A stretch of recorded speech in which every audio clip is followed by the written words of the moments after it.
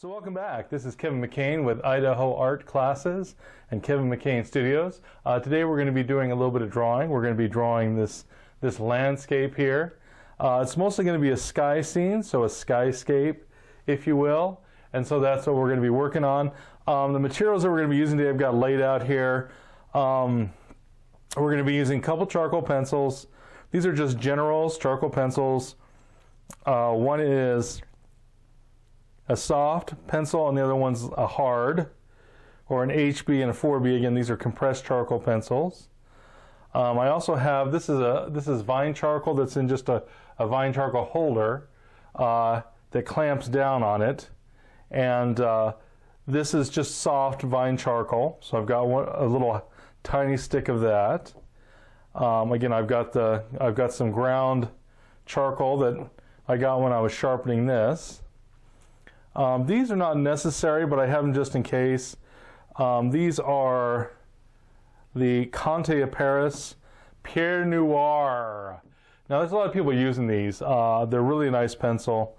I used to use a lot of Conte crayon back in college, and this is basically the same stuff except it's in a pencil form. And the stuff I have was just a chunk, a little different the way it kind of rolled off your fingers, but still very, very nice.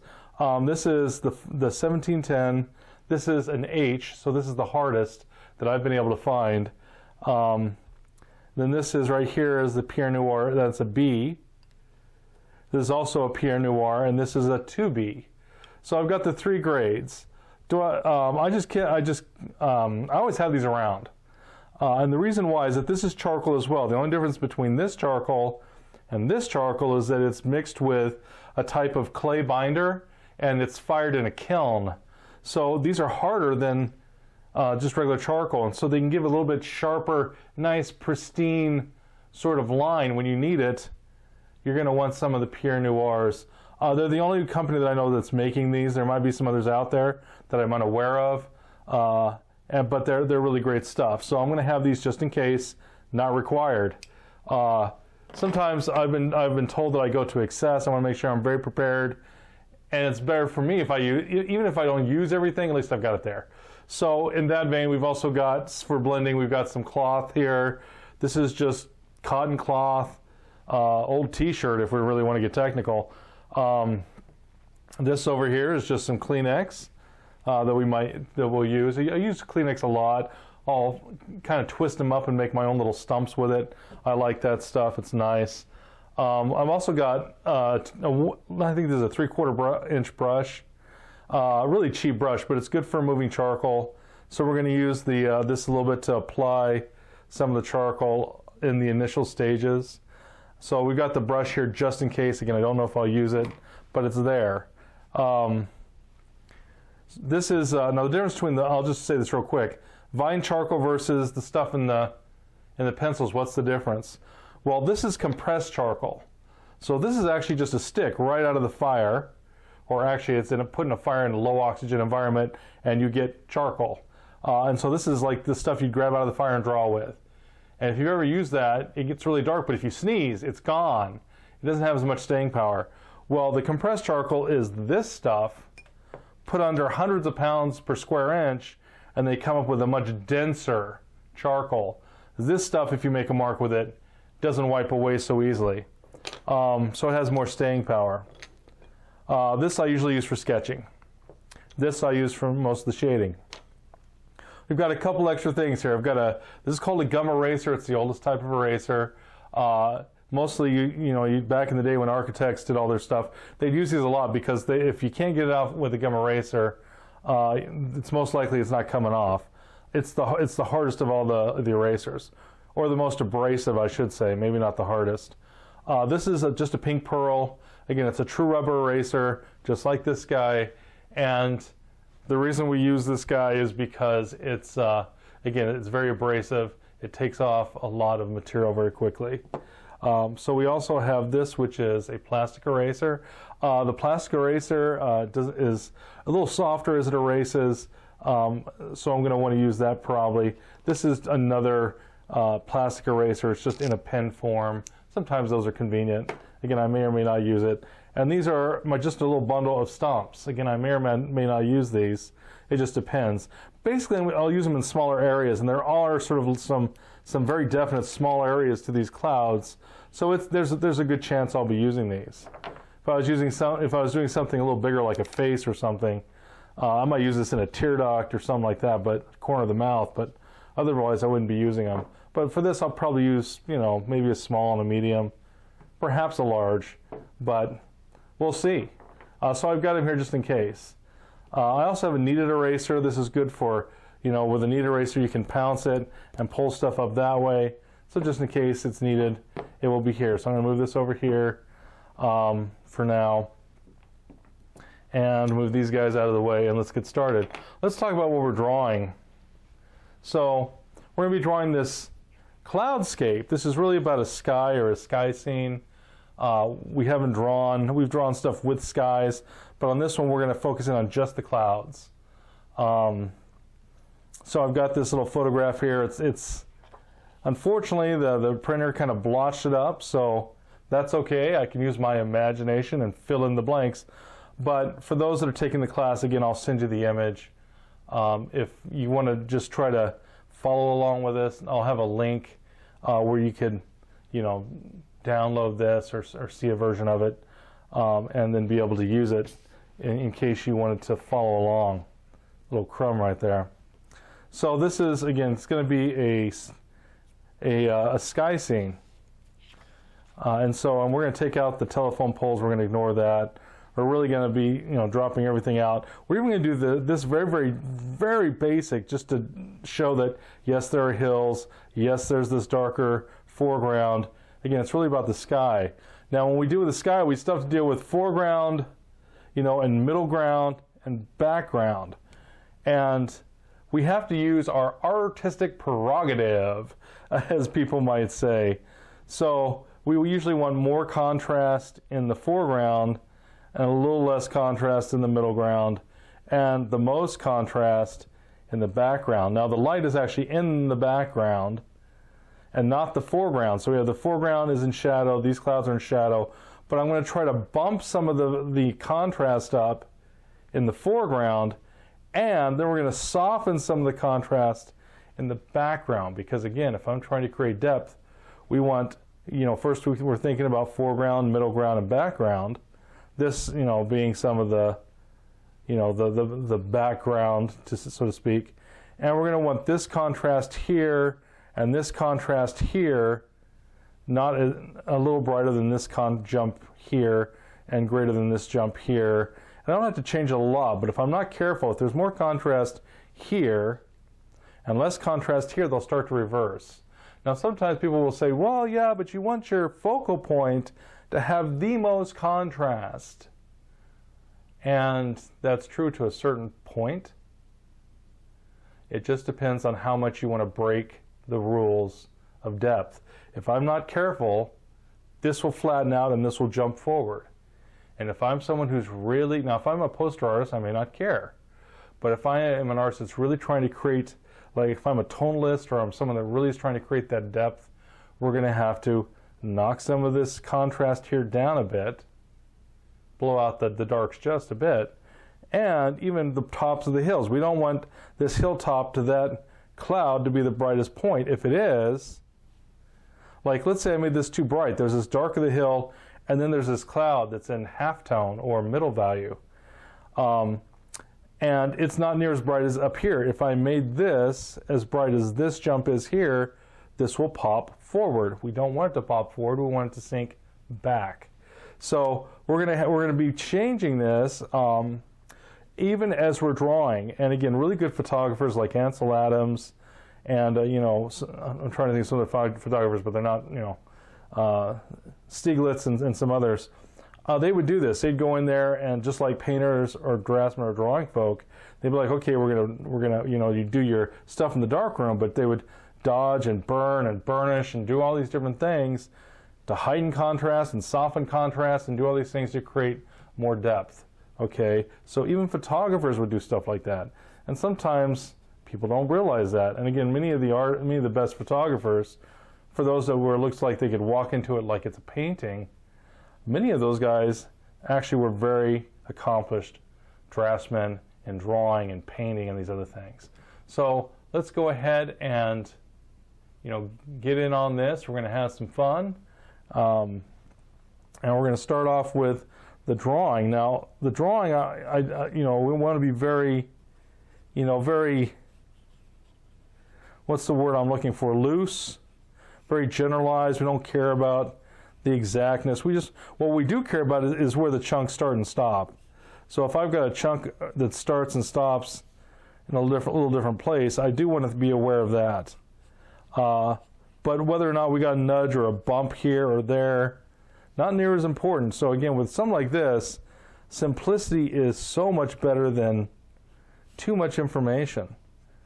Too much information will kill our drawing. I'm using this again because it's good to sketch with. We can wipe it out, and so it's a little better to sketch with when we're dealing with clouds. And again, a lot of this is just chunks. And the part of the reason why is we don't have 6 weeks to do this. We're not going to sit here for 6 weeks and do this sky. So what we're going to do instead is we're going to go ahead and simplify to these main chunks, these main shapes. And that's how we're going to keep some control in this drawing. Because we want to be able to do this in maybe 2 hours, 3 hours. We want to see how quick we can do this. But, we don't want to be sitting here for weeks on end trying to do some photorealistic rendering. Okay? If you're trying to do photorealism, well, that's great, but understand it's going to take you some time. Get comfortable. You're going to be there for a while. And, it's all the same stuff that we'd be doing in this quicker drawing. It's just we'd be doing it slower. We'd be looking for a little more control, a little more detail, these different sorts of things. So that's the idea. It's the same stuff. We're just going to push it to a more rendered level, you might say.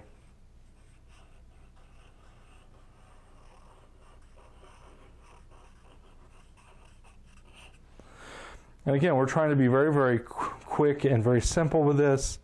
What happens is people instead will sit here and worry all about these little wrinkles, because these really are just placements. These shapes should not be rendered. They should not be super, unless I'm going to do some, sort of photorealism. But again, photorealism is still, I don't trace the photograph to do photorealism. I would still start this way, and I'd continue to add and add and add stuff until and render it until it's photorealistic. I don't trace out stuff meticulously. Why would you take 40 hours to go and meticulously draw something? Now, I gotta say, there are times when I would do that. If there was a sky where I had to have every little nuance, and I didn't want to blow stuff out, and I didn't want to have to put stuff back in, well then yeah, I would go ahead and do a little bit more. We'll just say planning is the word we'll use. But that's all. I've only done it a couple of times, and it was for paid jobs that were, to screw it up was thousands of dollars. So there was a little bit more care taken with it than if it was just, I'm going to go ahead and sit down and draw this. But decided whether you ate that month or not, then all of a sudden it becomes a completely different ball game. A little bit, but it's again, I've only done it a few times, and I made my living as an illustrator for many, many years, so that just goes to show that I didn't do it very often. There were only a couple instances where I was like, what, I can't play fast and loose with this. I got to be, it's kind of like when you see someone playing tennis and they try their power serve, and if they fault on their power serve, well then they lob it over just to get the ball in play, and you'll see professionals do that, and it's the same sort of thing. Sometimes you got to pull a certain club, and sometimes you need to leave it alone. But again, we've got our little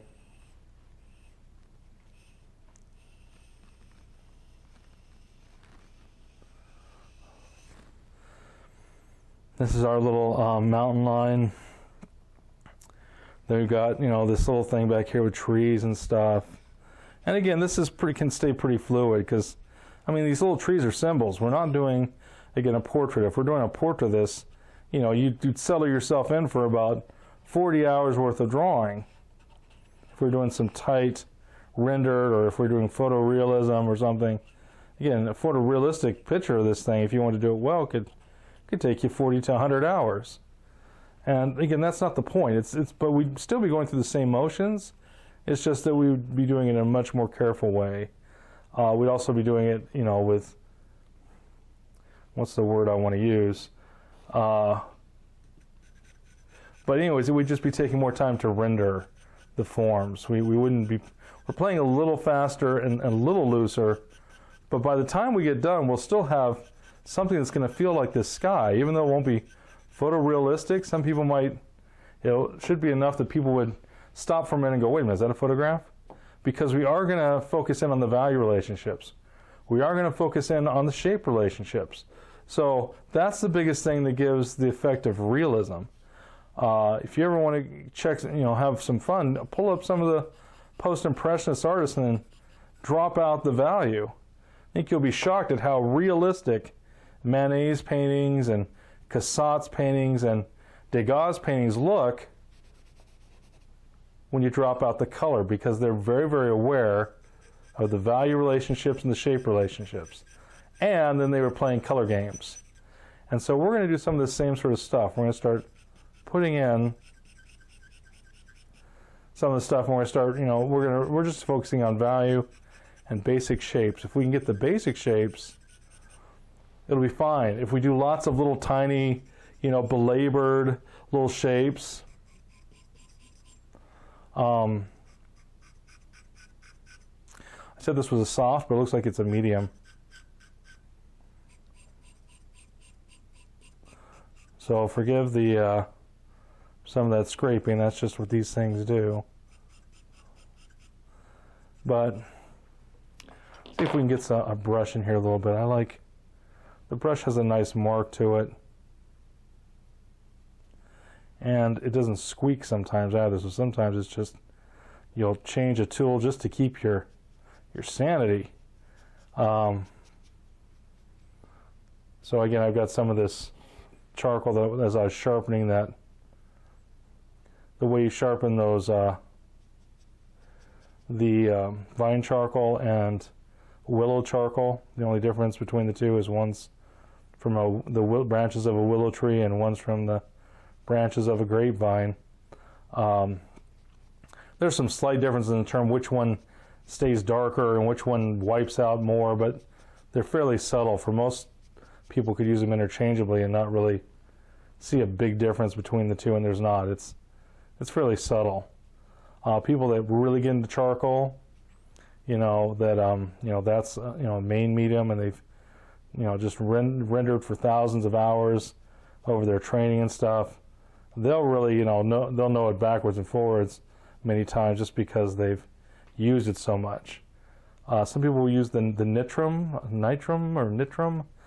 I'm not quite sure. I've heard it said different ways. That's supposed to be a really nice charcoal. I personally have never used it.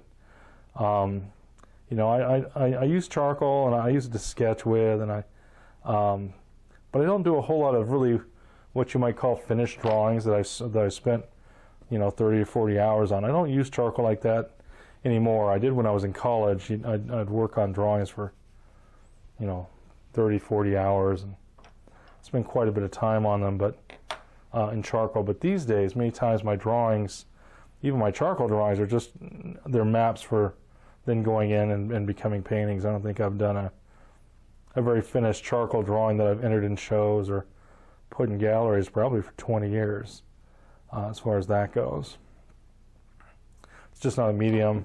I mean, when I was an illustrator, sometimes I'd do some different techniques where you'd be using charcoal and combining charcoal with an oil wash or some sort of mixed media sort of thing, but that's still not the same thing. It's more of a, you'd use the charcoal for the line and a little bit of indication of value, and then again you'd come in with the paint and really define stuff. So again, I just still saw it as sort of the same sort of idea, two sides of the same coin, if you will. I got to be careful, so I didn't wipe this too well when I loaded it with that charcoal, and so it was darker. But again, because this is the willow charcoal, I can wipe it off, so it's not a big deal. If this was compressed charcoal, and so some of the charcoal that you can get in the different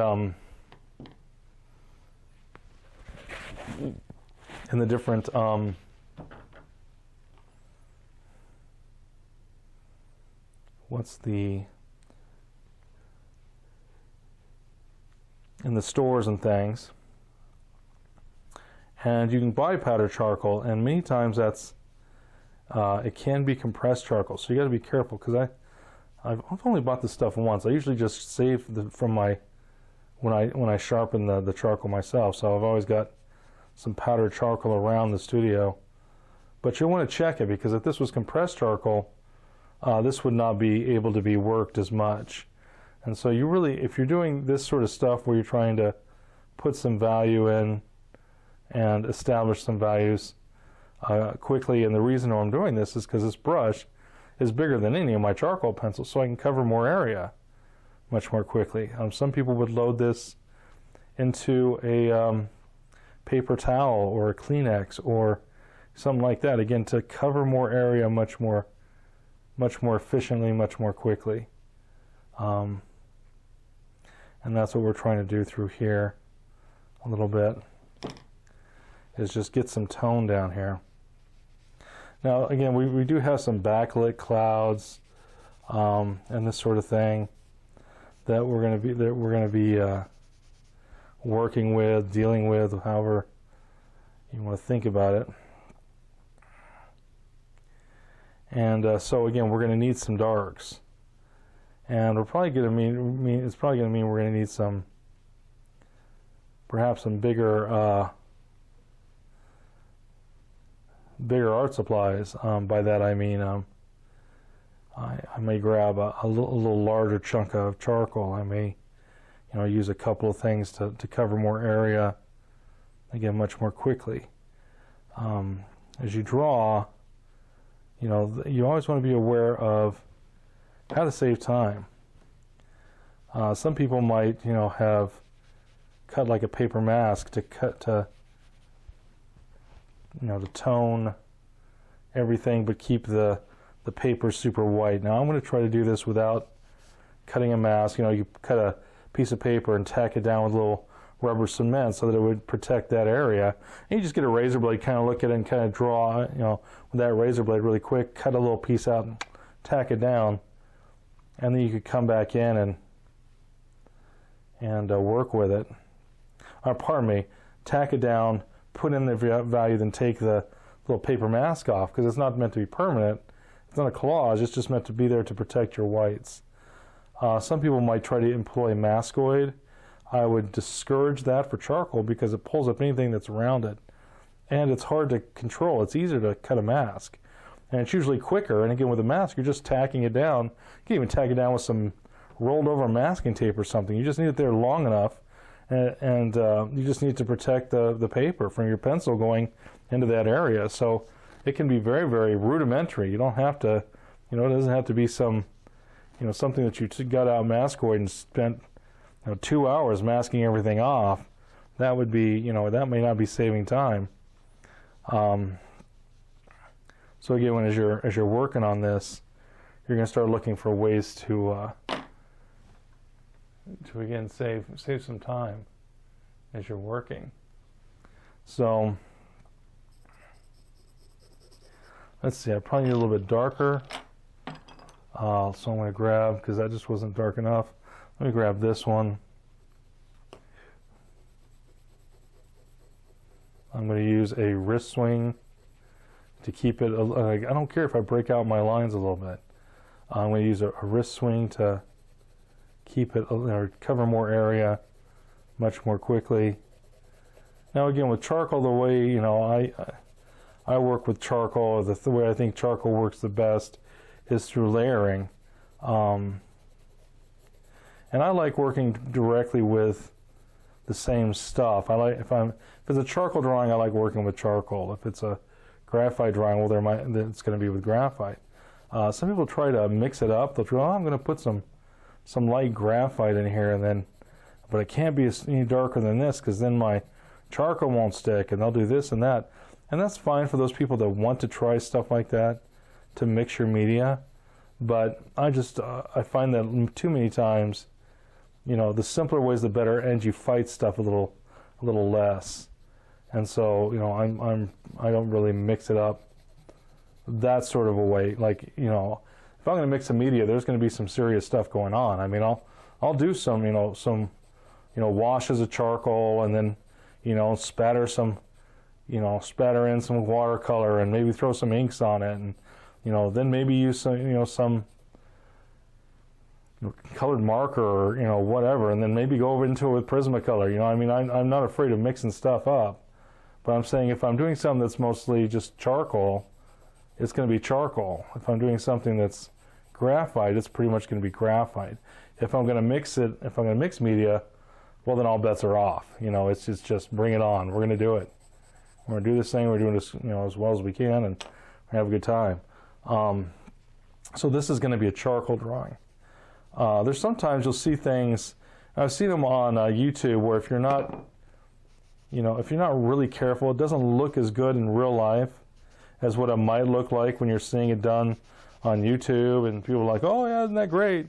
Like some people are using these white inks and things and putting them down as highlights on graphite or charcoal drawings and stuff like that, and you might say, "Oh, that looks nice," or maybe someone's using white gouache and again on top of charcoal or stuff. And I've certainly done that as an illustrator. The reason why I don't do it in real life though is because for whatever reason the camera flattens stuff out in ways the eye does not. And so if you looked at that same drawing, I would never ever put something in with gouache on it unless the gouache was well integrated.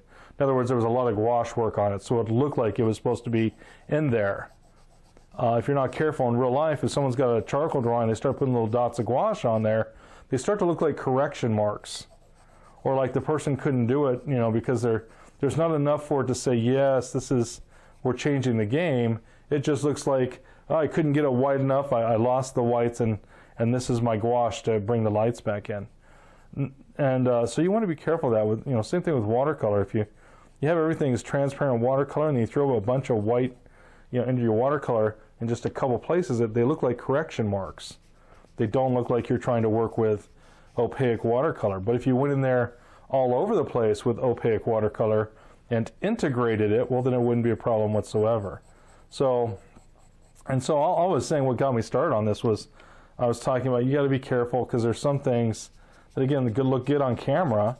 Again, that's why I do it for illustrations, because the camera would flatten it out and it didn't look like a problem. It looked great. But if you actually put the piece in a show, it just doesn't look as clean. It doesn't look as nice as, say, something that's, kind of, oh, this is what I'm trying to do. Because if there's just a couple of places, it doesn't look integrated. It looks like something isn't working here. From back in the day when this whole thing with used to watch my kids, of course, on Sesame Street. I don't even know if that thing's still on. But back when my kids were children, and they had this one little part. One of these things is not like the other. One of these things, And so it was just they'd be talking about, shapes or colors, and something doesn't quite go. And you have to make something look like it's supposed to be there. Or you have it that it's so isolated it stands out in a crowd. But if it doesn't make enough sense, that isolated won't come across. It'll just look like it's something that doesn't belong. So it's something that we have to be aware of as we're creating art. Does that thing this cool technique that I just did, does it work? Does it look like I meant to do it, or does it look like an afterthought? And so anyways, and that's all I'm going with it is, be careful. You don't want your drawings to look like afterthoughts. You want your drawings to look like, yeah, that's exactly what I wanted. Doesn't that look cool? And what do you think? And and inspire your viewer and all that good stuff. That's how you want your stuff to come across. If it starts coming across like, wow, I don't know if that works. There's something weird. And that's usually, people won't say, well, they won't be able to put their finger on it. They're like, oh, I don't know. And then they'll see something else that makes more sense. That may not even be as good compositionally or whatever, but they're like, oh man, look at that. And so we like stuff that seems to be in harmony many times in a certain way. And that's not a bad thing. It's just a thing to be aware of as a visual artist. There's all kinds of ideas that we use. There's all kinds of sometimes visual artists we use cliches, we use visual ideas that echo sort of the things around us, the symbols around us, the ideas around us, and because we are a visual language, we're using these ideas that are around us all the time. And I don't know how I got off on that, but anyways, the biggest thing is whenever you're looking at stuff, whenever you're drawing, try and doing something, ask yourself, does it make sense? If the answer is I'm not sure, you might want to take a better look at what you just did, quite frankly. So always, and don't be afraid to tell yourself that, no, I don't know if that works. That's okay. I've done things that don't work all the time. I did this for a career, and yeah, there's sometimes I'd wake up after a long night and say, you know what, I don't think this works. So if it doesn't work, just figure out a way to make it work. But anyway, so we're gonna kind of continue on now. Again, I'm gonna start to break things down in a little bit smaller shapes. I'm gonna start to work with some of this stuff a little bit differently, a little bit more. And again, I'm going to try to keep it very soft because these are clouds. And if I don't keep it soft, well, then it's going to start to feel like they aren't clouds at all. And again, this scrapes a little good. I apologize. I just have to use something else. That's just driving me nuts. Certain times you can, it's, I've used it a lot, so there's certain times I don't have a problem with it, but for right now it's a little bit more agitating perhaps than normal, so we're just gonna try to keep this soft.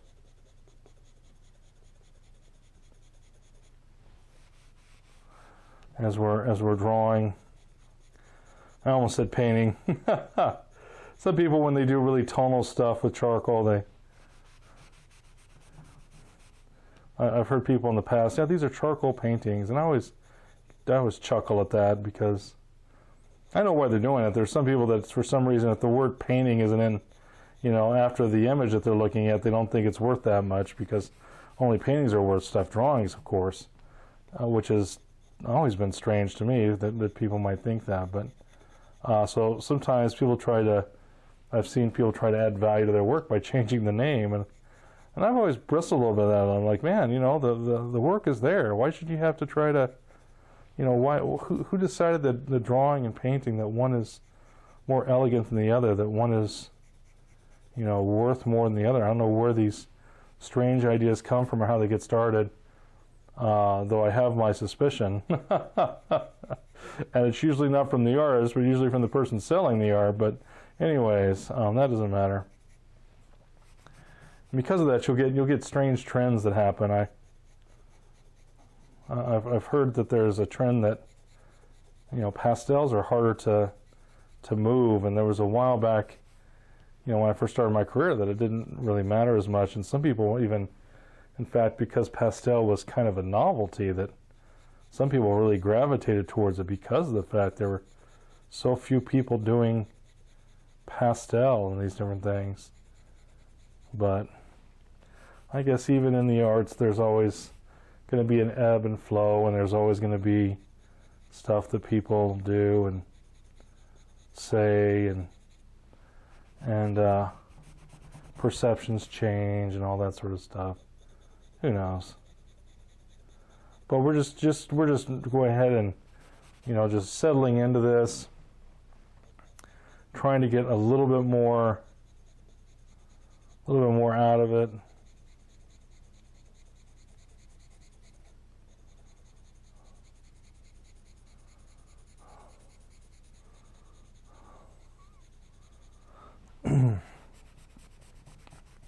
And all. So again, we got this coming in. We got this coming in as well. And again, we're just trying to break some of the shape up, start to look for some of the smaller shapes. We even start to make this shape a little more irregular.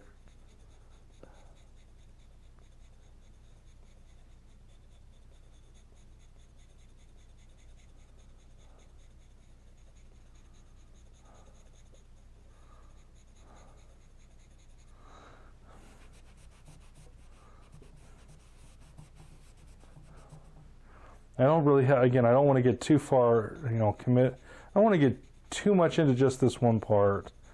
So I got to be, careful that I don't spend too much time, because we still have to, it's really hard to, I'm going to use my kneaded eraser now a little bit to erase back into some of this. But again, we don't have, and again, now we can start to use, more irregular marks as we're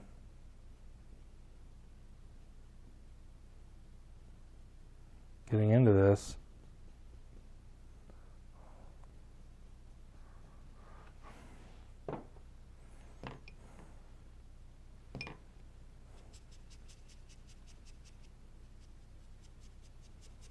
And soften that up. Maybe that got a little too soft, so maybe we'll come back in here a little bit more.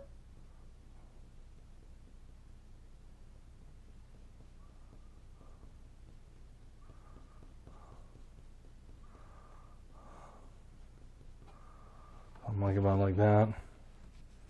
And we're going to go ahead and just soften that, knock it back, as people would say. Come over here.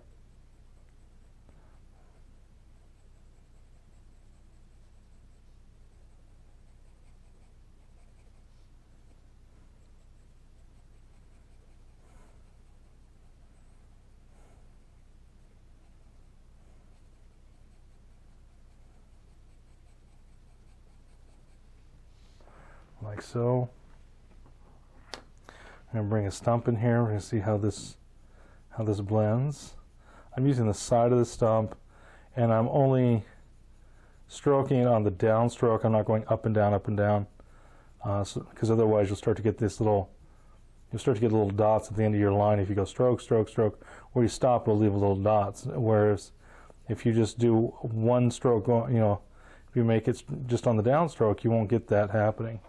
And so you'll have a little nicer, it'll just look a little nicer.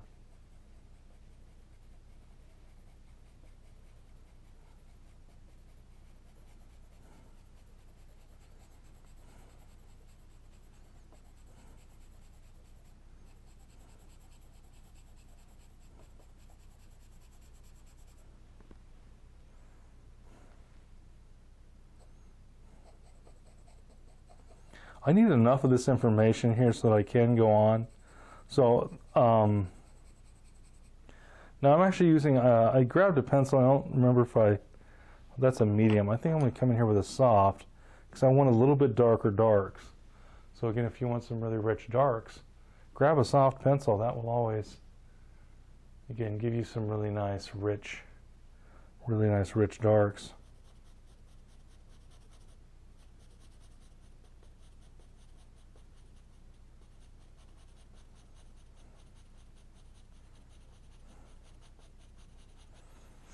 As far as that goes.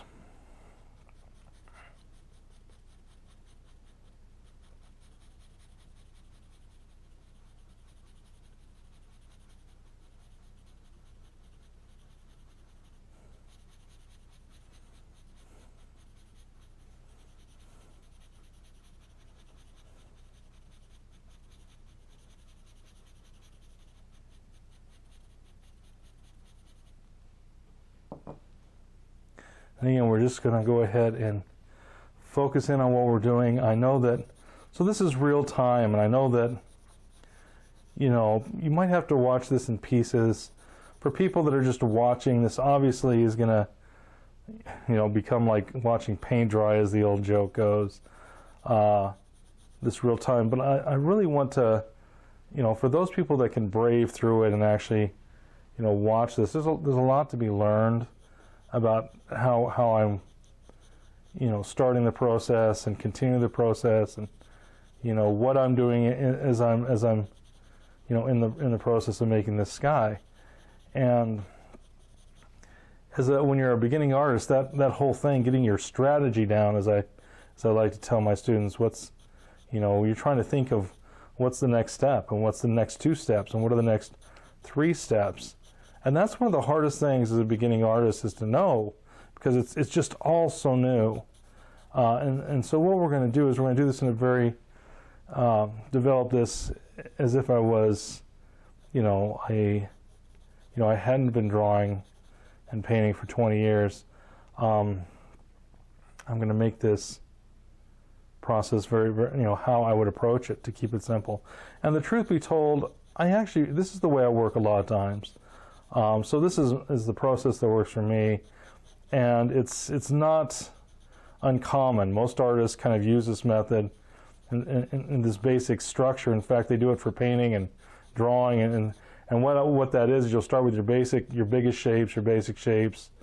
You'll start to key those in, or in other words, get some of the relationships of the dark to light established, and then you start to go on and make sure that everything else conforms itself to that first, the key that you established of the lights and darks and these sorts of things. And that's what I'm doing right now, is I'm trying to get my first key in, which is this large nebulous dark storm cloud that's up here, because if it doesn't work, nothing else will work. And so again, I'm trying to get this the key. Now, part of the key is it's got to have other values in order for me to see what the key even is. And so we do have to do some of that as well, where we're like, well, how dark is this supposed to be? What am I supposed to be doing? And that's important as well, getting the whole idea of, what actually needs to be done. And but I just have to have enough information. Right now I don't have enough information. I'm just getting started. I'm trying to get more information in here, so then I can actually move on to other places and start to continue to rough everything in based on this basic relationship with this cloud. But as of right now, there's not enough. There's not enough information. I have to keep on working this a little bit more until there is enough information. And that's how we're going to develop this. And that's very common for artists to go, okay, I need to relate this to something else, and I can't do that yet, so I'm going to keep putting in the information until I have just enough that I can move on. So, and this is a very busy sky, don't get me wrong, and so I'm also going to be simplifying stuff. I'm going to be changing stuff slightly. I'll be doing whatever I can to make a better drawing. That's how we're going to do it. And part of this is, these puzzle pieces, if you will, as I'll sometimes call them. These are the puzzle pieces of this drawing. And we want to be able to identify these pieces. And so that's, again, with something that's this complex, there are some artists who will start in one corner and then come all the way down and then call it finished. But for most professional artists that I know and illustrators that I know, and I've known a few over my 20-year career, that they work in a certain process, starting with the basic and working more complex. If you try to jump in with just complex stuff on this sort of sky, you're going to get very lost very, very quickly. It's just there's no. So you have to ease your way into it. You have to be willing to take the time to get it to start to look like you have some of the basic values in the drawing, enough so that you can move on. And so that's what we're trying to do right now. We're trying to get enough information so that I can move on. And we're going to come back to it, so this sky isn't going to be finished when I leave it, but it's not going to be just barely roughed in either. It's going to be to a point where I can see what's happening in it. Because here's the deal, our memory doesn't work too well sometimes. And with something that, even though I've simplified this, there's a lot of things going on in this. And if you move away from it and then try to come back, even if it's just a few minutes, you'll be like, wait, what? Where did that shape go? Because again, right now I'm locked into dealing with just maybe half a dozen shapes. And it's very easy to keep in mind what's where and what's happening. And we want that. Got this lapel mic on. I just scratched my neck, so I apologize if there was some, strange sound against the against the mic just a moment ago. I just realized, I'm like, what is that? And I'm like, oh yeah, that's the lapel mic. Oh, great. That was probably weird. Oh, that's okay. Getting used to some new equipment, and I hope that the equipment will help knock the quality of the videos, the quality of the learning up, a couple notches. So we try to upgrade just slightly. It's not a huge upgrade, but I think it's substantial. So we'll see. Fingers crossed and all that good stuff. So again, still trying to keep this soft, because these are clouds. We don't want them to be too rough. We don't want them to lose some of that feeling of if our edges are too tight, and that's why I'm not sure I'm going to use these, because I'm not going to have a lot of tight edges.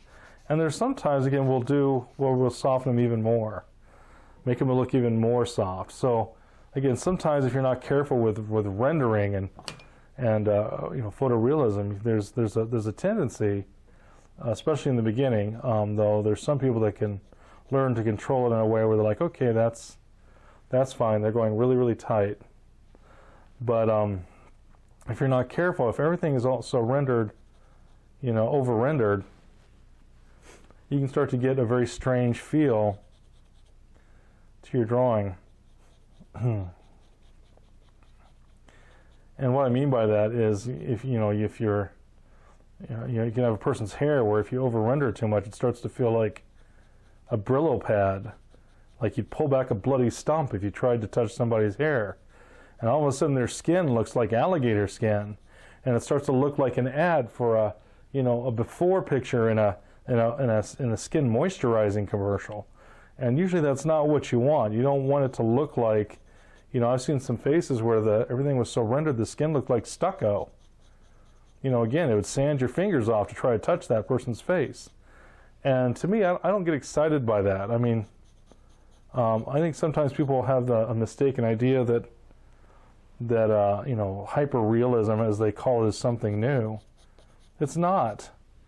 You can look at portraits that are hundreds of years old that took years to paint, and they have these little, these magnifying glasses where you can magnify it and look at the skin pores and magnify it even more, and then see the texture and the grain in the skin, and then you look even further and you can see the little hairs coming out of each little pore. This is not something new. This hyper-realism is not something that's been, the Spanish realists, man, they could, and this was before photographs, so they weren't just tracing stuff. They didn't have just some photograph that they could stare at, all day long. They had to get the model there, or they had to get somebody there that they could look at, to do that, or they had to, just from their memory, from having studied people so well, paint from memory and make it look like it was beyond photorealism and some even beyond hyperrealism. But what was cool is that from a distance, it doesn't have that alligator skin texture. It's so well painted and so well done that it still has a soft look. And that is where the rubber really meets the road. Now, to do images like that takes years for one image. Some people would even argue whether, how much was it worth it to do it, because how much time you're burning on just this one image. And many of them were kind of like, oh, look at this, look what I can do. Isn't that cool? Isn't that so, beyond what anyone thinks this should be able to be done? And, I know most likely that a lot of their contemporaries were like, yeah, that's cool, but why not bang that out in a couple weeks and then do something with your life for the next couple of years? Make more, do some more paintings, get some more patrons, make a better living. You've been starving for 8 years because you're having to take a commission that was only, you're only going to get so much for, but you spread it out over years. So there was some of that to it as well, that, some of these things were, they're almost, like, oh, see what I can do, and everyone's like, yeah, and okay, well, yeah. If you're someone who's only painted 3 or 4 paintings because you wanted, every one of your paintings took 5 years to complete, or, maybe you had 8 paintings in your career, I don't know, I'd be kind of like, I'd rather have like 100 or 1,000 or a few thousand or whatever. So again, I've done things that are photorealistic as an illustrator. I've done things that are hyper realistic as an illustrator. I can do it. You just put your head down and you work and you work and you work. But I don't really get excited about those. Those types of things, usually once I see them, I don't ever want to see them again. All right, let's just go ahead and jump right back into this. Now, got some value on here. I'm going to go ahead and, this is vine charcoal. This is just a little piece of it. And so the vine charcoal can sometimes be really great because it can go down really smooth. And then when you blend it, it will get down into the, some of those, into the paper texture, and can give you just, again, a nicer coverage. Now then again, the paper I'm using, for those that not in my class, or maybe even those in my class, I should probably say this, I'm using the Strathmore 300 series 80-pound medium surface texture. So nothing too incredible about it. It's just some basic run-of-the-mill paper, but it is a medium surface. It's a very close surface. So this is very different from those that have maybe worked on newsprint or something like that, or it's very different than working on Reeves BFK or some sort of water leaf printmaking paper, it's got a tighter surface even than hot pressed watercolor paper. Usually for charcoal, that's not the surface you would choose at the beginning, because you have to do so much to fill in some of the texture, because it doesn't absorb.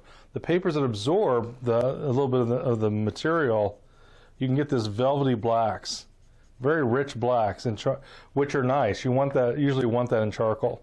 This type of paper, we won't quite get those nice velvety blacks, but we can we get a little bit nicer edge control for tighter edges.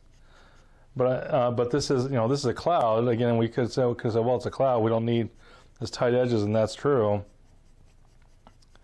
So this has its advantage when you're trying to do details, and it's inexpensive. This is very, very affordable paper. It's just a drawing pad. It's not prohibitive at all, as opposed to BFK, which may cost you $6 or $7 to get a piece of it or something.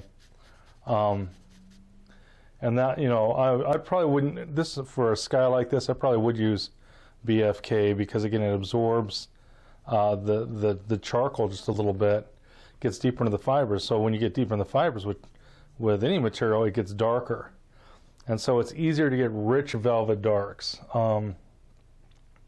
And if I so I probably in hindsight, but again, I wanted this to be something that anyone could do. So I wouldn't normally do that for someone who doesn't have like, I don't want to go and pay $7 for a piece of paper. Good gracious. Don't want to be that sort of instructor where they're like, everything is, some sort of expensive, sort of a paper that's gonna, just be a little prohibitive because of the cost. So again, this is affordable paper. It will work well. I'm just letting you know that I there are other options, to be sure.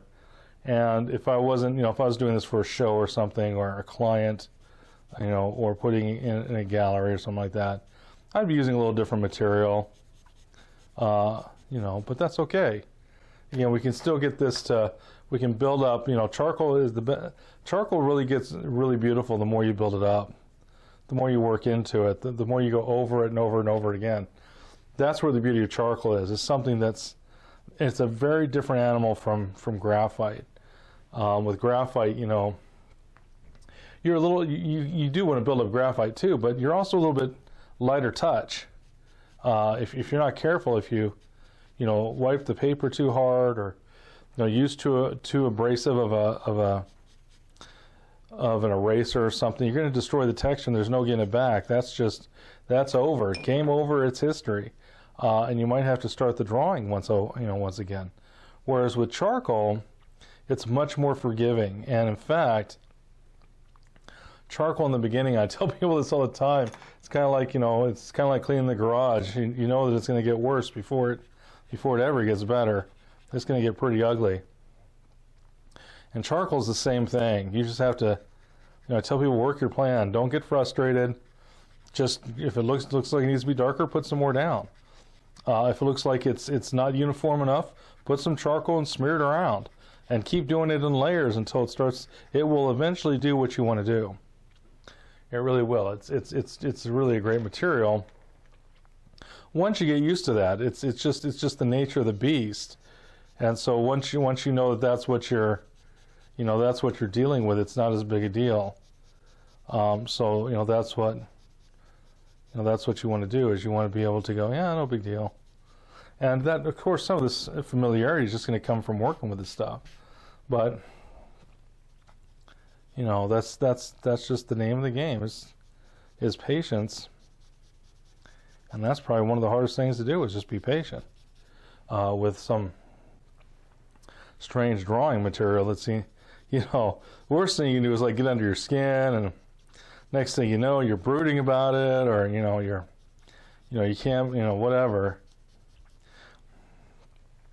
That's not, you have to be kind of zen about it. Yeah, no, okay, no worries. We'll just we'll do it again. We'll do it some more. We'll do it with a little more with a little more gusto, or whatever. We're gonna do it until we like the result. And that's how, a lot of it with charcoal, that's the way it is. That's the name of the game.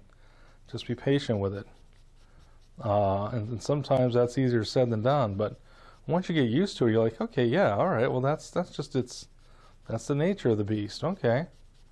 And that's not a big thing. If it's like where that just goes totally against your nature, well, then maybe graphite's the way to go.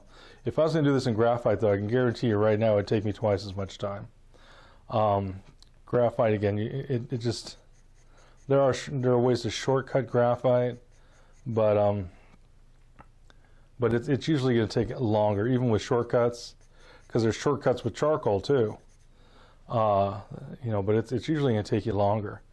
If I was really trying to get like something that was, an unworldly soft texture, we'd break out the airbrush, float this pigment in some water, and start airbrushing on, very soft, subtle tones. But that's not the point. Do that once you understand how to make this stuff by hand. Then get out the airbrush. If you're doing it just because you can't do it by hand, you probably want to take the time to get to know your medium. Get to know what it can do. Get a little more control. You just don't want anything to ever become a crutch. And if you're doing it because I can't do it without it, well, maybe it's become a crutch, and maybe you need to start to, putting on your list that you're going to start, pushing your technique to the next level, pushing your understanding to the next level, working more with the material so that you begin to understand them better. Why wouldn't you want to do that? You know, it makes all kinds of sense to me. Again, I'm going to grab some of these. These again are chunks of charcoal, as all these are, and these are to save time. I can make bigger chunks much more quickly with a smaller amount of effort. So, i.e., time saver with this material. And again, that's why we're using this material.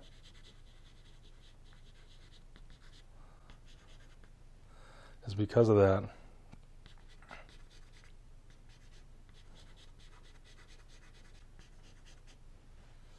Right. Now we're just barely starting to get enough information where I might be able to go on to another area. But again, I've been trying to build this up. I'm trying to build it up enough so that I can see, you know, kind of what's happening and see what's going on. Now again, this vine charcoal is very, you can really get some nice subtlety. Again, it's very uniform, and when you blend this in, it'll get down to the cracks and fill in in a little nicer way. And so you don't ever let this, you don't just try to leave this on the surface. You'll sneeze and this will come right back off. But in filling in the little, you know, so what it is that we're using this for is we're filling in the little areas so that it becomes more uniform. That's the point with this. We're trying to make this more uniform to make our drawing seem, you know, more uniform. And that's what we're wanting to do with this. So again, there's times where I'm using something like this to fill in areas, knowing that I'm going to wipe them out, but understanding that some of this is going to get deep into it. This just has a nice, smooth, velvety sort of a feel, and again, it gets really deep into that paper. And that's what we're trying to do right now, is we're trying to get, you know, some of that to stay. Let's see if we can use, again, a little paper, not paper, pardon me, but a cloth to save time. I can cover more area. It's just a time saver, is all this is. And again, just that little bit is filled in some areas that were supposed to be darker. It's tied them together a little bit. It's a wonderful material. We're getting close to where I can go, okay, I think I can start to move on a little bit. Is this thing done? Is this area done? No, it's just started enough, though, that I can go back into another area. Again, I'm keeping these edges as soft as I can so that they feel soft like clouds. I'm gonna really, you know, this is what I call burnishing, where you're really, you know, this has a texture, this cloth. So this is being very aggressive with this paper. And I'm not scrubbing it. Now, if this was different paper, I might scrub it. I've used charcoal on watercolor paper and BFK, and I've gotten out, you know, Brillo pads and orbital sanders and, you know, just all kinds of things if I want to start, you know, getting a little bit more deeper into the texture and really sort of work it over. And you can certainly do that. You can certainly work stuff over. That's, you know, but you need to know how to do it, you know, right, know what you're doing, otherwise you're just going to make a mess. And if you're using an orbital sander, you certainly better be careful, or there's going to be nothing left but just a bunch of crumbles of paper left in your hand if you're not careful with it. So again, there's what you can't do and what you shouldn't do. You know, there's some of that on here, but it's just mostly just keeping an eye on it. If you're like, well, I'm going to get a little aggressive with it, you better be aggressive with it everywhere, because if you do it in just one place, we're back to that, you know, one of these things is not like the other. It stands out. Looks like a mistake. Not something you're trying to do, but something you did do, whether you wanted to do or not. And that's not what we want. We want stuff to look like, oh yeah, that's exactly what I was trying to do. That's what I wanted to do. That's how it's supposed to look. If it looks like we don't know what it's supposed to look like, again, that's not what we want either. And so, and again, some of this is going to happen. Some of these things you're going to be like, well, that's not what I wanted. And there's going to be sometimes we can correct it and sometimes we can't. But that's part of the learning process, is making mistakes. but just be aware of it. We're just trying to make you more aware of it, so because it will happen. And it's, you know, sometimes we're afraid of that. We don't want to fail, and no one enjoys failing until you realize that it's, wait a minute, and I still don't like it, but I understand it, that it's a way to learn how to succeed. And if there is no failure, there is no success. And there's a lot of that with drawing. You have to, you know, there's going to be a lot of tries, you know, before you kind of like, you know, if you're water skiing, you're probably going to, you know, swallow half the lake before you get up out of the water. And if you know that going in, you can be prepared for it. And then when you're actually able to get out of the water, you know how much fun it's going to be knowing that you were able to do it. You're able to conquer, you know, that first hurdle of water skiing is getting up out of the water. And you need to be able to get up out of the water. That is the first hurdle. If you can't do that, you know, you either do it till you can, or some people go, well, I'm not going to take the time. I'm going to go do something else. Thank you very much. I'm out of here. And you can. That's certainly, you know, another way of going about it. But if you're really determined to water ski, you're gonna do what you have to. You're going to pay the price. You're going to get in there and swallow half that lake and do whatever you got to do to make it work. And, you know, drawing in many ways is a lot of that same sort of, you know, determination. And I remember I had some, you know, I was a Boy Scout once upon a time. I think I was older than that, though. I think I was 14, I think is about when that happened. But we did this camp out where we went to a big lake. It was Lake Powell, and we stayed there at the lake for almost a week or whatever. And we had a lot of fishermen with us. So some of the leaders and such, and that had the boats were also fishermen and competed in, you know, fishing across the country.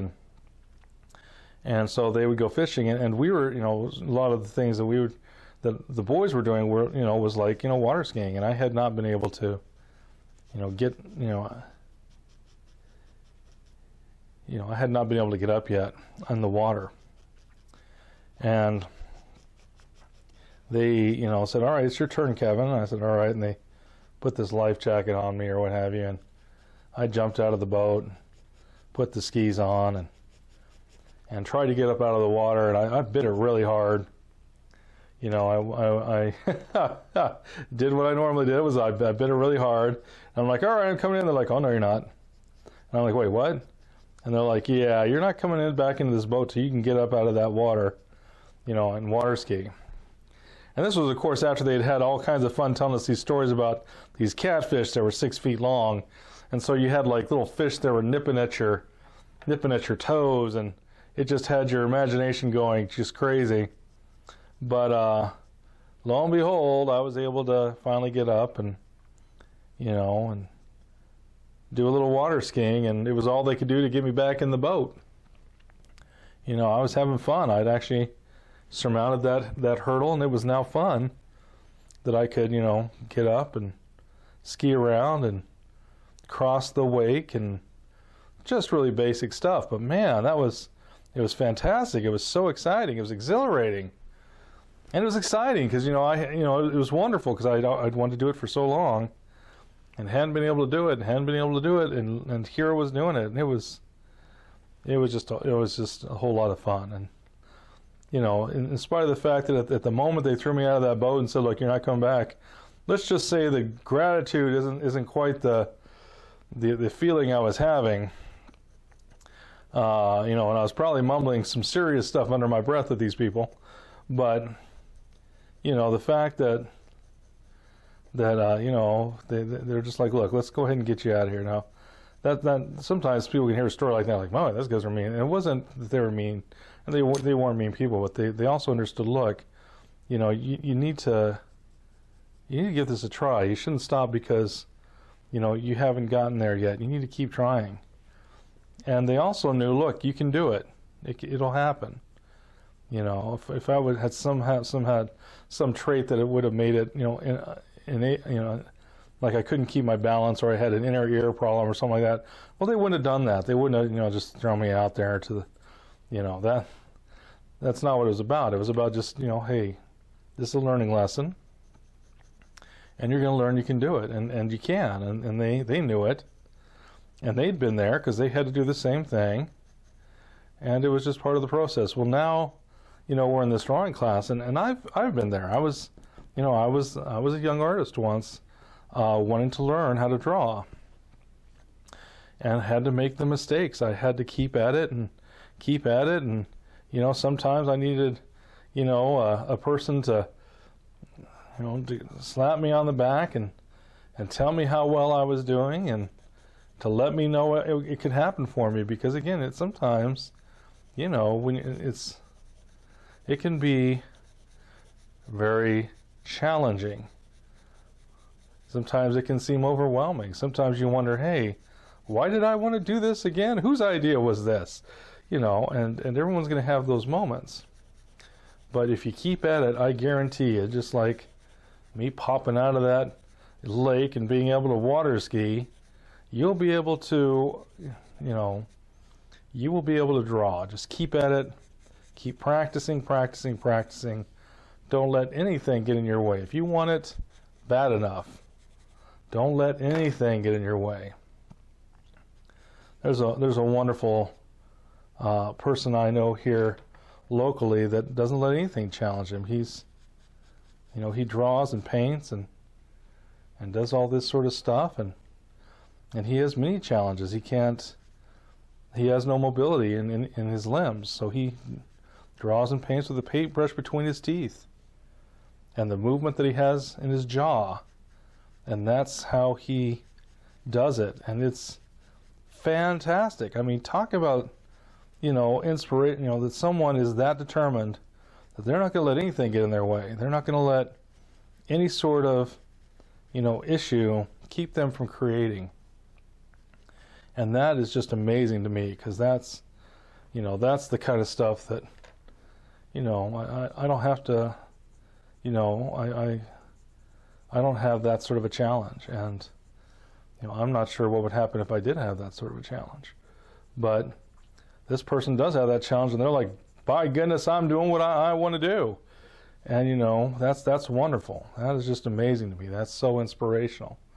We all need a little bit more get up and go like that. I think we could all probably use a little bit more of that. And I'm sure you guys have probably know some people that you've seen or heard of, or maybe that you even know, that are, again, the same way. They've got challenges, and yet they rise above their challenges, and they do things that maybe they were told were not possible. And yet they have done them because of the fact that they pressed forward. They did it anyways. They're like, you're not going to tell me that. I'm going to find a way. Where there's a will, there's a way. And again, that's just, very, very inspirational. It helps, I think, all of us to be reminded that, hey, go do it. Well, the worst that can happen is that you don't do it as well, but the more you do, you will improve. So where's the downside? Why wouldn't you do it? Get out there, quit thinking about it, and do it. And there's a lot to that in art. I mean, you have to do that in order to learn. If you don't, you're not going to learn as much. If you don't, you're not going to learn as quickly. If you don't, you're not going to stick with it, because you're going to be too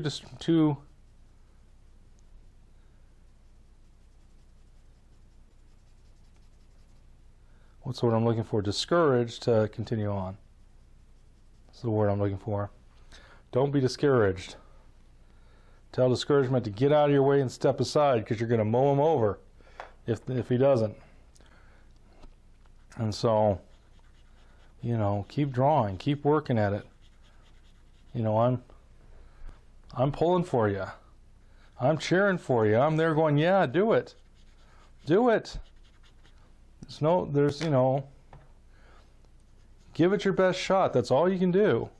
And if it's something you say you want to do, well, then do it. Yeah.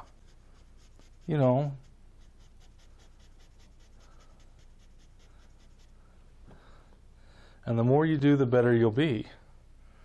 And that is one thing that is wonderful to understand, is that, hey, the more you do it, the better you will get. The more you do it, the more it will be easier. The more you do it, the more you will improve. There's one constant, and that is, if you do it, you will improve. You may not improve as quick as you want. You may not improve the way you want. You may not improve, as you think you should, but you will. And that's probably the hardest part, is learning, hey, we got to give yourself a break. Put your head down and do the work, and don't worry about, is this going to be, exactly the way that I had hoped, dreamed, perceived of. There's a lot of times where you'd be like, so, well, it's not exactly what I wanted, but man, look at that, did a pretty good job.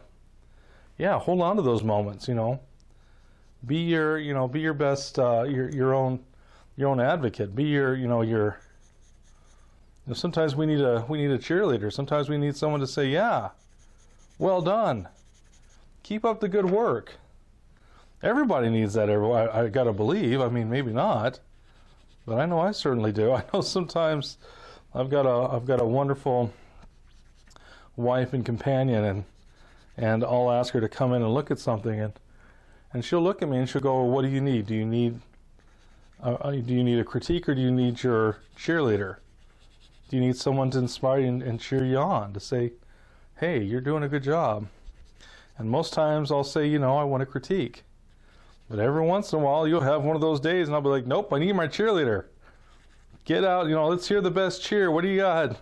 Because I want to hear it.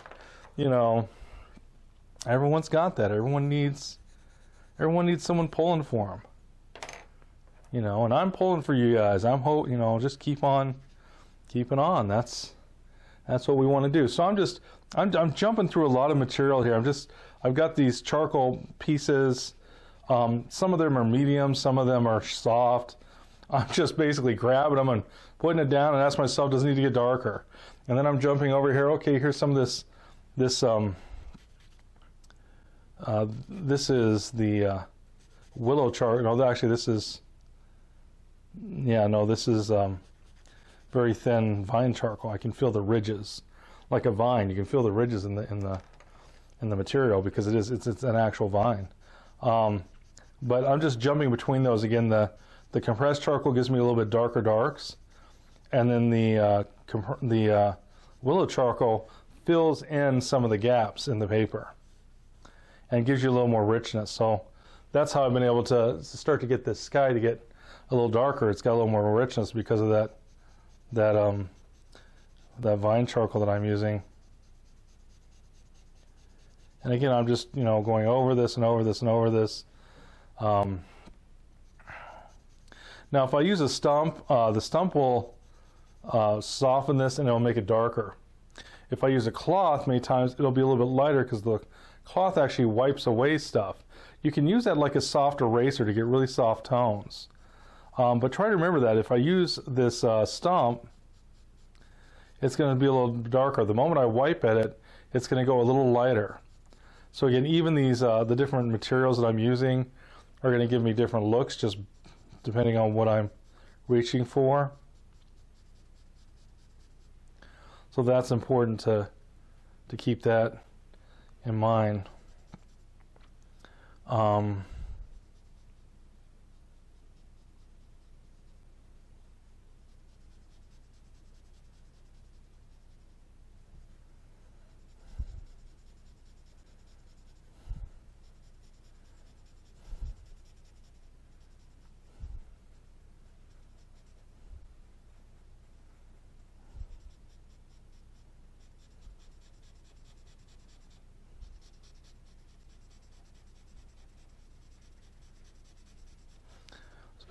So again, I'm just trying to get enough of this and just enough of it dark enough. Now again, I picked up this pencil just because I was going to try to get a little bit more of an edge. This is a hard pencil. That's a little bit too light. I'm going to grab a soft. Again, I want a little bit more rich, velvety darks. So I grabbed this. You can give me just a little bit more dark, a little more contrast.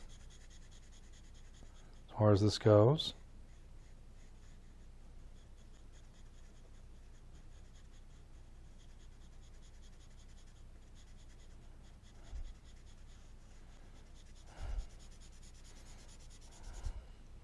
So again, just continue to build it up.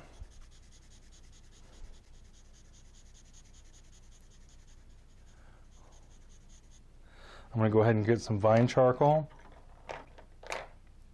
Get that vine charcoal in there again to try to fill in some of those gaps, which will make it look darker. So this is probably a medium vine charcoal. So I don't know if it you can see it in here, but when I put it down, actually I can see the lighter charcoal. It stands out. It glistens against the darker stuff because it's not as dark. But what it does is it gets further into the texture and helps that charcoal to be more velvety. So now I'm combining the two. So a lot of times in the earlier classes we didn't talk about some of the finer points of working with charcoal, but this is one of them. That by using the vine charcoal together with the compressed charcoal, you can get some richer, velvety sorts of darks, you know, that's hard to get any other way.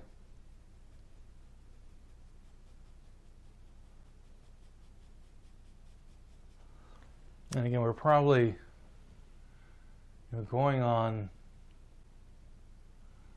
close to an hour and a half.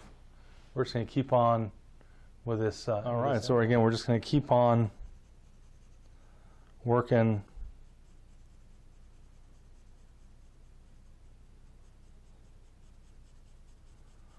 with this image. Now, I haven't mentioned it, but for those that have been in my class, it shouldn't surprise you.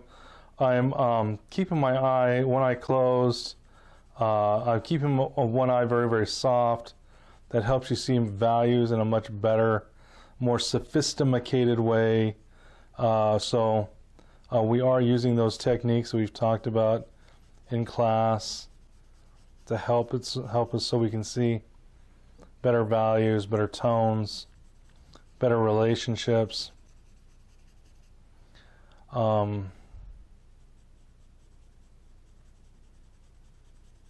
Yeah. So I'm just going to continue with some of these values on here. And I think we're doing a fairly good job. Now, I'm going to come in here with just a little bit of this hard pencil. I want a little bit more edge to this. So I'm going to come in here with just a little bit of this pencil.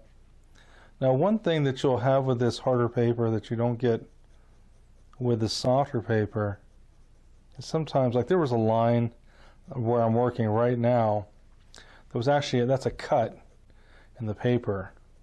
So some of this charcoal will sometimes get like a little area that's covered with carbon or something. It makes it just slightly sharp, and it can leave a line or score the paper slightly.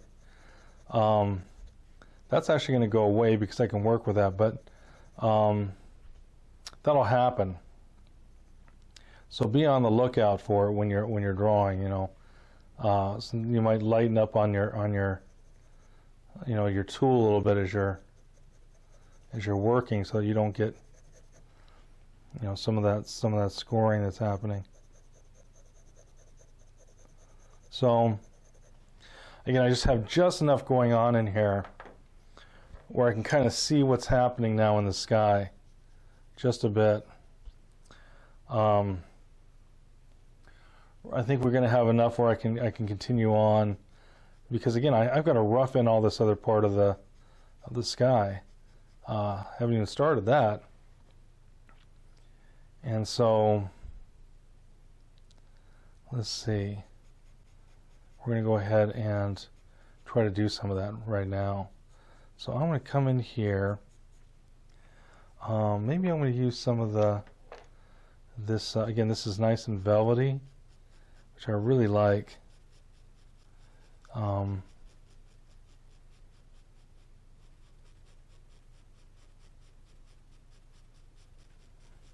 again, we've got this little train of clouds, if you will, coming across here.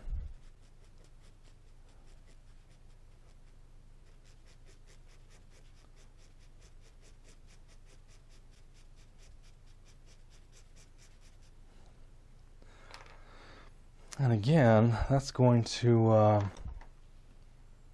be able to be moved off of there. Now, if you use a brush, the brush is like a broom. So it will also lighten stuff, but it almost will also take it off. And so again, it's almost like a light erasing tool because of how it, how it moves the charcoal around as far as that goes. Again, I'm keeping the edges of this, I'm trying to keep it as soft as I possibly can stand to get it. And again, this is, we're going to deal maybe with a little bit of the underside of this cloud, just a little bit. Again, I'm taking my eyes out of focus. I don't want to get distracted by little tiny stuff that doesn't matter as much in these clouds. We're going to try to get just the, the basics of what these clouds are looking like.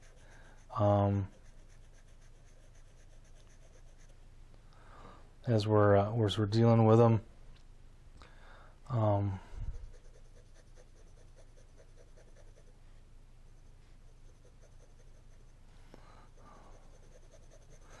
to get a little more gradation. This guy goes dark blue up through here. Now again, we're not going to be able to do, where we're going to make this. I'd have to work on this thing for at least a good 10 hours on this thing to really get it doing exactly what I wanted, to get all the edges. But again, we're going to get something that will still start to look like it without having to sit there and detail every last nuance and having to make everything just so. We'll still be able to make it look like what it needs to. I'm going to get this, again, this vine charcoal. Again, this fills this in very nicely, very neatly. That'll work really, really well. Again, look how dark it looks, and then as we blend it, it lightens considerably.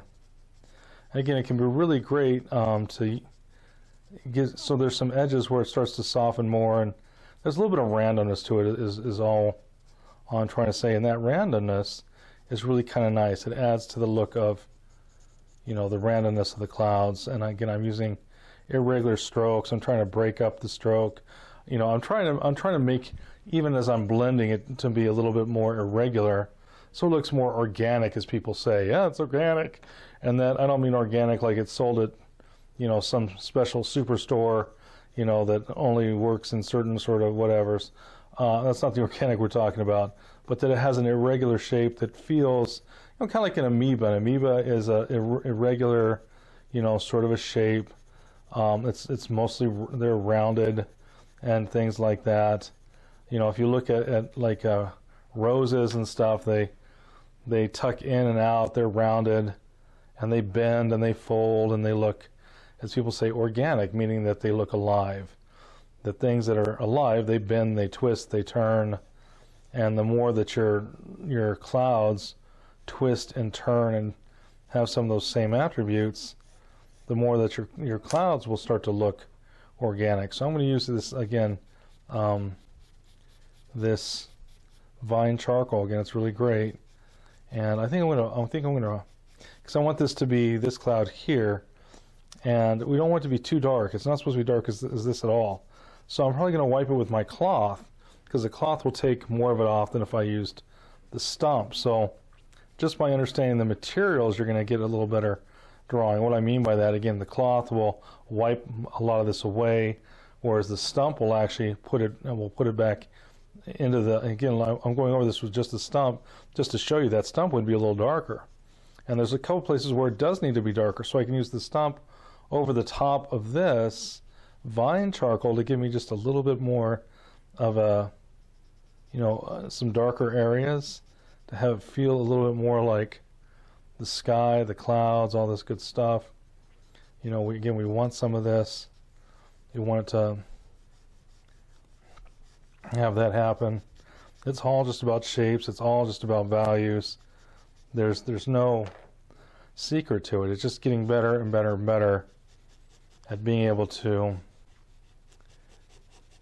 you know, make shapes that are similar to.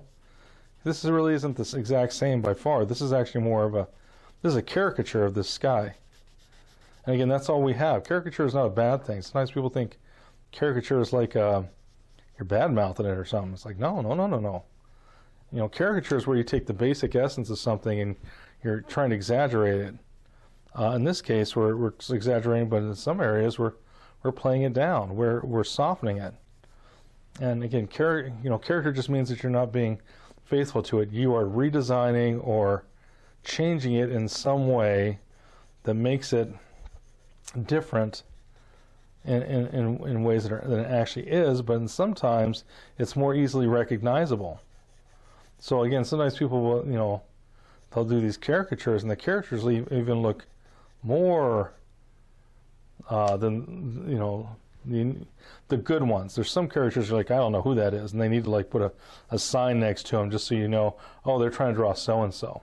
But the really good caricature artists, you know, they can do things to it where it looks more like the person than a portrait would.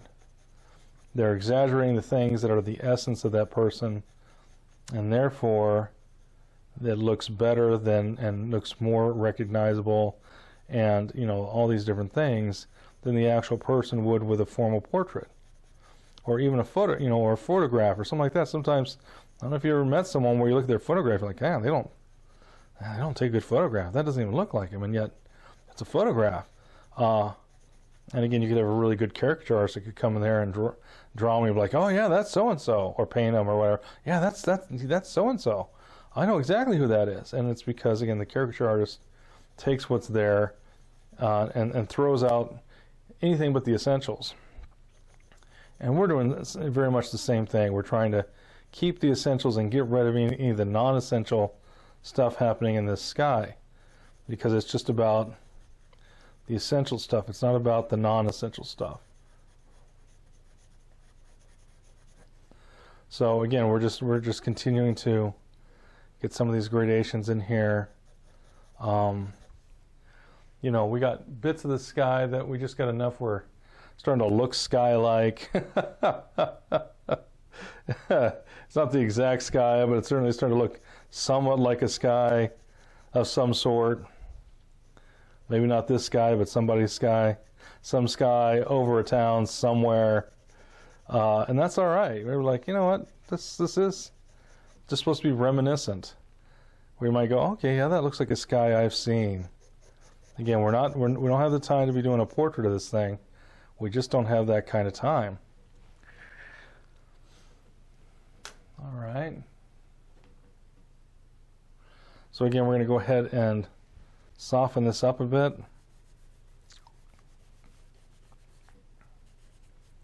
Like so.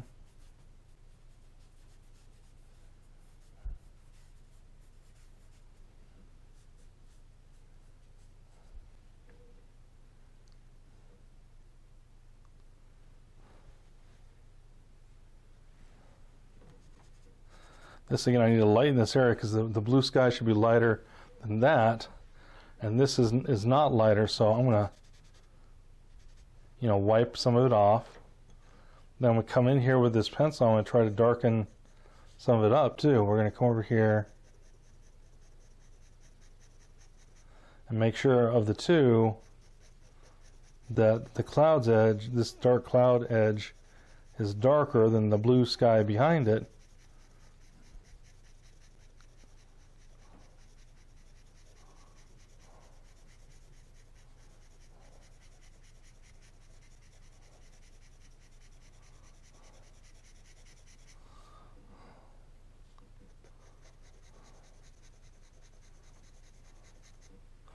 So again, we're building it up, we're building it up, we're building it up. And we're actually starting to get something is starting to happen. We're starting to get a little bit of interest happening on this thing, which again is what we want. We want some of that, you know, where it is starting to get a little interesting.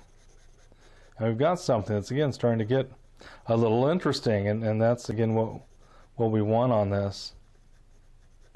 Again, I'm still keeping my vision soft as I try to make this continue to get this darker, and I'm trying to look for the basic shapes. Again, if you take your eyes out of focus, you much more easily see basic shapes, and that's what I'm looking for, is the basic shapes of this.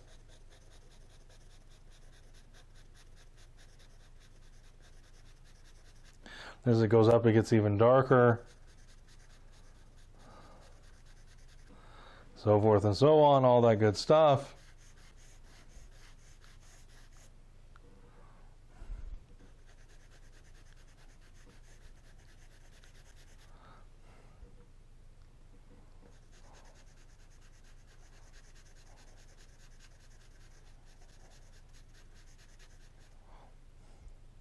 See if we can get a little deeper in here. So I got this, I think this is, sometimes this chunk charcoal can be just a little bit richer than the pencils. So that was a soft that I was using, and then this is a medium. Medium's darker. So that's something too. There's a reason to have sometimes those chunks of charcoal around, because they might be just a little bit richer, a little bit nicer. All right. So again, we're just going on and just continuing to kind of sneak up on this, and just make it. It may still seem a little abstract, but again, the more we start to develop this, the better we'll be.